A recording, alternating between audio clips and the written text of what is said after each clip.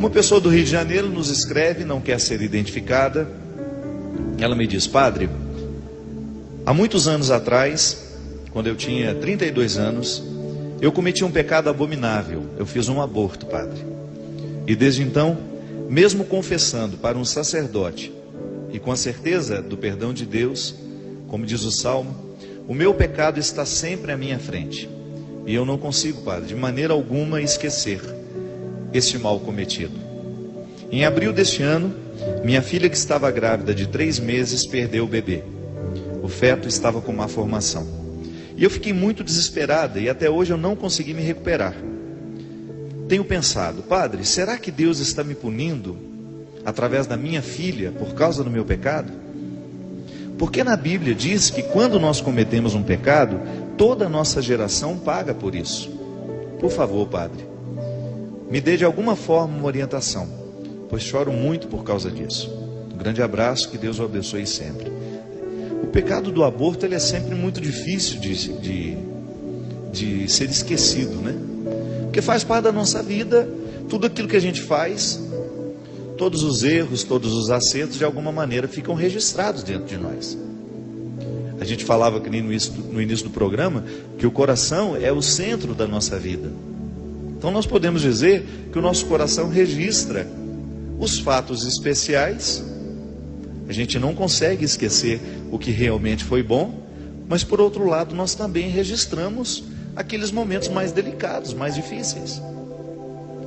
Minha filha, a primeira coisa que você precisa fazer, uma vez que você já recebeu o perdão sacramental, você já se confessou e recebeu esse perdão, é você livrar-se da culpa. A culpa é um instrumento altamente destruidor dentro da nossa vida. A culpa é toda vez que nós remoemos um ato feito e nós desacreditamos do perdão recebido. Como é que a gente pode se recuperar disso? Só mesmo com muita oração, com muita leitura, instrução, né? Porque a instrução nos ajuda a iluminar o que nós pensamos. Eu sempre digo isso. Muitos sofrimentos irão embora a partir do conhecimento. Quando você toma o contato com uma verdade que te liberta. Por isso que Jesus dizia que a verdade nos liberta. Muitas vezes nós somos acorrentados nos fatos errados que nós cometemos, porque nos falta conhecimento, sabedoria para levar a vida adiante após aquele erro cometido. Primeira coisa, minha filha, todos nós já cometemos atos cruéis. Todos nós. E a missão do pecado na nossa vida é justamente nos humanizar. A partir do momento que você se arrepende do que fez, não pode haver um espaço para a culpa, porque o arrependimento é naturalmente libertador. E essa comparação eu sempre gosto de fazer, e nunca é demais. Nós podemos ter arrependimento ou podemos ter culpa. O arrependimento é quando nós já nos libertamos de todo o mal cometido. É como ser capaz de olhar para trás e entender que naquele momento o pecado era tudo o que você conseguia fazer na vida. Aquele pecado horroroso, por mais abominável que ele seja, com os olhos de hoje, não era naquele momento. Porque se fosse, você não teria abortado, não é verdade? A consciência que você tem hoje, que lhe faz ver aquele pecado como abominável, como vergonhoso, não visitava o seu coração naquele momento em que você o fazia. Então é natural que Deus já tenha acontecido no seu coração para provocar o seu arrependimento. Sabe que a igreja nos ensina que para um ser humano se arrepender de alguma coisa, ele necessariamente tem de estar visitado pela graça de Deus. Sozinho eu não sou capaz nem de me arrepender dos meus pecados. Olha que interessante isso. Então, se há um arrependimento, é porque a presença de Deus já está em mim, me esclarecendo e me dando condições de reconhecer o mal cometido. Só que tem um detalhe: Deus não nos deixa a culpa. Deus nos liberta quando Ele nos perdoa. Ele não quer que a culpa fique dentro do nosso coração. A culpa é como se fosse um residual, sabe? Aquele último lixo que precisa ser jogado fora do pecado, porque o pecado estraga mesmo. Se ele fosse bom, não seria pecado. Ele pode até ser prazeroso num determinado momento. O aborto, por exemplo, ele pode ser prazeroso na vida da mulher, porque vai dar a ela aquela sensação de alívio. Não quero esse filho e estou jogando fora, como se fosse um objeto. Nada pode ser mais cruel do que isso. Mas muitas mulheres optam por isso. Agora, se fazem uma experiência cristã, se vivem no caminho ou no amadurecimento da compreensão dessa vida como um valor absoluto, é natural que ela vá problematizar aquele erro cometido no passado. Então, vem o arrependimento, que é mais profundo do que a culpa, viu? Culpa não é arrependimento ainda. O arrependimento é quando nós conseguimos mergulhar na misericórdia divina e lá lavamos todos os nossos erros, tudo aquilo que em nós é pecaminoso. Por isso, gente, que quem vive a dinâmica da vida cristã precisa todos os dias fazer um ato penitencial. Façam de manhã, façam de noite, pode ser curtinho, não precisa ser demorado não. Coloque-se em posição de oração, quem sabe com a Sagrada Escritura, leia um salmo de arrependimento e faça esse santo sinal da cruz. Às vezes eu acho que nós estamos nos esquecendo do valor das coisas.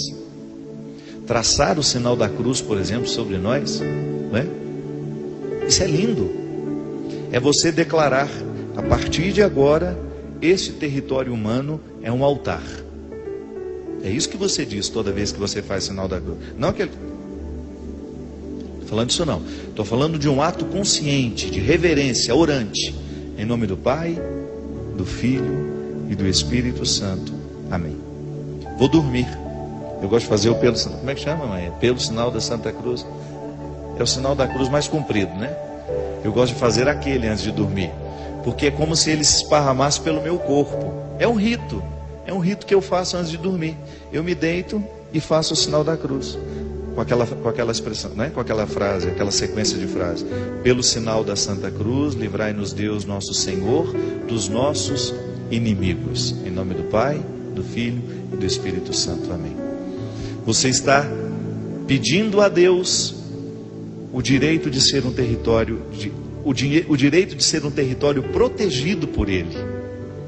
Que nada no seu coração venha macular aquilo que Deus quer para você.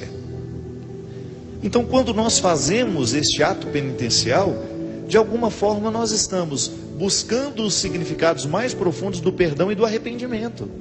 Porque não é possível ter vida cristã sem pedido de perdão e sem arrependimento. Mas o contrário também é verdade, não é possível ter vida cristã com culpa. Culpa é o oposto do arrependimento. Porque a culpa nos amarra no mesmo lugar. É isso aqui. É o poder do diabo sobre nós. Pode ser que o diabo ele seja especialista em nos colocar culpados. Porque ele não nos quer arrependidos. O sentimento de culpa, aquela coisa dolorosa, pesada que a gente leva sobre nós. Diferente do arrependimento, que é quando você é capaz de olhar para aquilo que foi mais cruel da sua atitude e você saber que Deus é capaz de lhe perdoar daquilo. Que a pior vaidade é essa, minha gente. É quando você acha que o seu erro é tão ruim, tão ruim, tão ruim que nem Deus pode perdoar. Tem gente vaidosa assim. Acha que é tão... Nossa, eu sou ruim demais. Você não faz ideia do tanto que eu sou ruim. Pois é uma vaidade. Tem gente que tem vaidade por ser ruim e acha que Deus não é capaz de perdoar essa ruindade. Não é assim. Então, minha filha, quando você sentir que o sentimento de culpa está tomando conta do seu coração, peça a Deus para se livrar disso. Peça a Deus para que Ele lhe coloque o dom do arrependimento, porque esse sim é frutuoso na nossa vida. Quanto a essa história de que nós pagamos o erro das gerações, a gente precisa entender isso um pouco melhor. Porque se a gente diz que nós estamos pagando o erro das gerações, pode ser que a gente esteja confundindo o significado desta palavra na nossa vida. Eu, por exemplo, eu trago de maneira inconsciente a presença do meu avô, do meu pai, dos meus bisavós e bisavós, todos eles estão dentro de mim como uma herança genética e também espiritual. Mas a partir do momento que eu faço a minha experiência de ser mergulhado nas águas do batismo, Deus está me dando uma nova identidade, que é a identidade cristã. Então, tudo aquilo que foi passado está batizado em mim. A graça vai me auxiliar. Tudo bem, eu tenho aqui muitas coisas que são herdadas de pessoas que eu nem conheci, no meu jeito de ser, no meu jeito de fazer, no meu jeito de pensar. Mas a partir do momento que eu tenho o compromisso de ser cristão, tudo isso terá de passar pelo crivo. É tão bom quando você sente que você já fica incomodado toda vez que você perde a linha com uma pessoa. Eu sou naturalmente nervoso. Tudo bem, é meu jeito de ser. Mas durante muito tempo eu quebrei o barraco e não me incomodei por quebrar o barraco. Mas a partir do momento que eu estou mais consciente da minha vocação cristã, aquilo me chateia muito mais. Por quê? Porque me causa arrependimento. E toda vez que eu sinto que eu estou começando a quebrar o barraco de novo, a luzinha se acende e eu falo, não, eu não preciso fazer isso agora. E aí eu começo a perceber que o meu comportamento está sendo transformado pela força do Evangelho em mim. Não é maravilhoso isso? Você identificar que você, à medida que você vai vivendo, você vai percebendo que você está mais atento às suas atitudes, porque você tem um Deus, você tem um compromisso com Deus. Você não é um filho sem pai. Então, minha filha, essas gerações terão sim influência no nosso jeito de ser, porque isso é genético também. Mas você pode ter certeza que Deus é muito generoso no sentido de nos ajudar a identificar o que precisa ser transformado. E retire isso da sua cabeça. Deus não está punindo a sua filha por causa do erro que você cometeu. Deus é generosidade, Deus é amor. Às vezes eu tenho muito medo. Em algumas pregações, às vezes o pregador apresenta Deus tão cruel que gera até um ateísmo em quem escuta. Não é assim? Eu não vou acreditar num Deus que é pior do que eu. Eu não faria isso com meu filho. Eu não iria punir o meu filho retirando dele uma criança que ele tanto espera, porque a mãe dele fez um aborto. Jamais faria isso. E olha que eu sou visitado pelo pecado original, hein? Eu não sou perfeito. Eu sou miserável. Então Deus, que não é vítima dessas misérias, Deus é puro amor. Essa consciência nós não podemos perder de vista, minha gente. Deus não muda de ideia. Deus é sempre amor. Deus é sempre generosidade. E esse é o anúncio da boa nova que Jesus nos trouxe. Ele não vai tratar com crueldade um filho só para vingar-se de um pecado que foi cometido. Não. O que vai acontecer, e isso é uma consequência do pecado, é a gente ter de lidar com aquilo que sobra dele. Como eu dizia antes, a culpa é um resto do pecado. É a água suja do pecado. Poderíamos dizer assim. Sabe quando se dá banho numa criança? Agora não mais, né? Eu lembro quando era pequeno que eu tomava banho de bacia, que depois que tomava banho a água ficava suja. Pois é. Aquela água suja é a culpa, que tem que ser julgada fora. O arrependimento é a água limpa que é julgada sobre nós. Então toda vez que eu estou arrependido, esta água limpa do perdão que Deus me concede está me lavando. E a gente sabe o poder que tem um banho na vida da gente. Às vezes a gente está cansado, chateado, a gente toma um banho, parece que aquilo dá uma aliviada na vida. A água purifica. E é por isso que o perdão está sempre associado ao banho. É por isso que o perdão tem sempre os símbolos que purificam.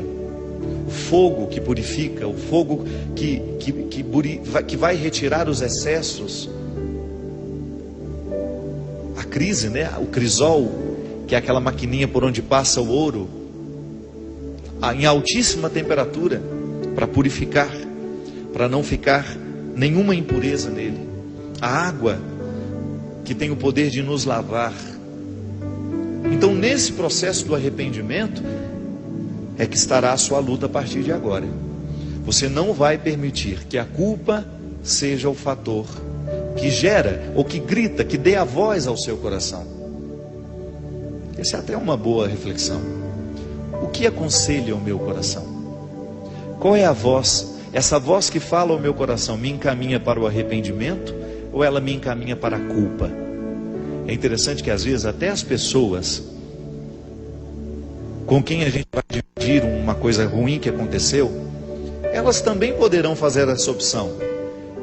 Eu, como padre, uma pessoa vem e me conta uma coisa, me conta uma situação desagradável que viveu, um erro que cometeu. Eu tenho duas opções. Eu vou fazer um discurso para ajudá-la a se arrepender, ou eu vou fazer um discurso para torná-la culpada. Não é assim? Na prática? Quando um filho vem falar para você que fez uma coisa errada, você tem duas opções. Ou o seu discurso acolhe, abraça, não retirando dele a responsabilidade do erro cometido. Não é disso que eu estou falando. Quando um filho vem apresentar para você um erro que ele cometeu, você pode encaminhá-lo com o seu jeito de acolher ao arrependimento, ou você pode estabelecer nele a culpa. É por isso, minha gente, que nós temos de educar o nosso jeito de ser. Eu não posso fazer esse estrago na vida do povo. Eu, como padre, imagina, eu tenho uma autoridade religiosa. As pessoas acreditam em mim. Você já imaginou se no momento que elas precisam de mim como um sacerdote, eu vou oferecer a elas a culpa? Não, eu tenho de oferecer o arrependimento, que é a única coisa que Deus quer que a gente tenha. E o arrependimento, ele comporta aquela responsabilidade que se desdobra naturalmente depois do erro cometido. Então tá bom, eu magoei o meu irmão e eu estou arrependido por isso. Eu vou lá pedir perdão. Eu enganei o meu irmão, eu vou lá tentar resolver o engano. Eu roubei, eu vou lá devolver o que eu roubei. Porque o arrependimento coloca a gente numa dinâmica diferente da culpa, que nos coloca dentro de um cercadinho que não nos leva para lugar nenhum.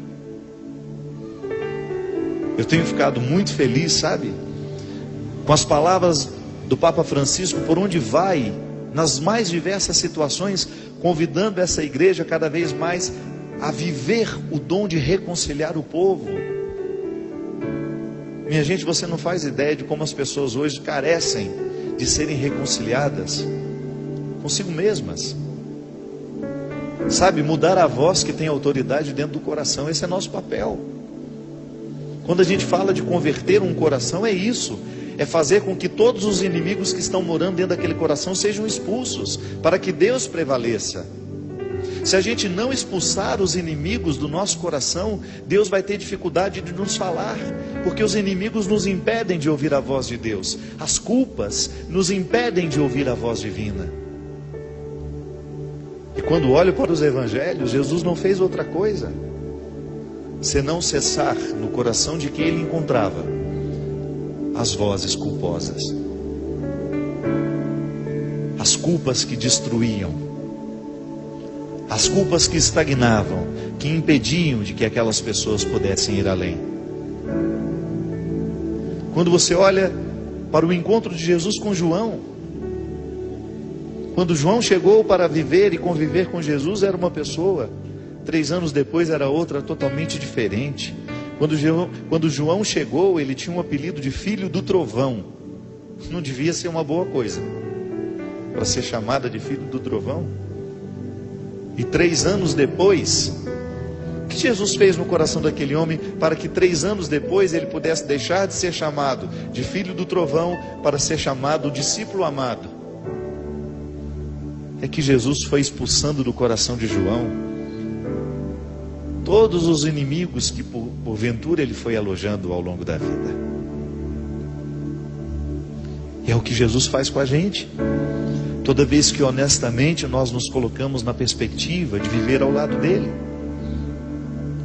ele olha nos nossos olhos, identifica quais são os inimigos que nós alojamos e põe todo mundo para correr. Todo mundo para correr, para que o nosso coração seja puro, porque só no coração puro Deus pode ser ouvido. Se eu tenho o coração repleto de inimigos, é natural que esses inimigos não me permitam ouvir o que realmente é bom para mim. Porque no fundo, o que nós precisamos é saber o que é bom para nós. É a gente deixar de sofrer pelas culpas, é a gente começar a sofrer só pelos arrependimentos.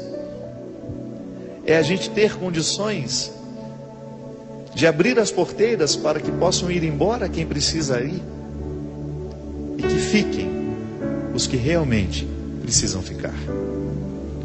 Se Jesus fez isso com eles, se Jesus fez isso com João, pode fazer com a gente também. Pode fazer com você.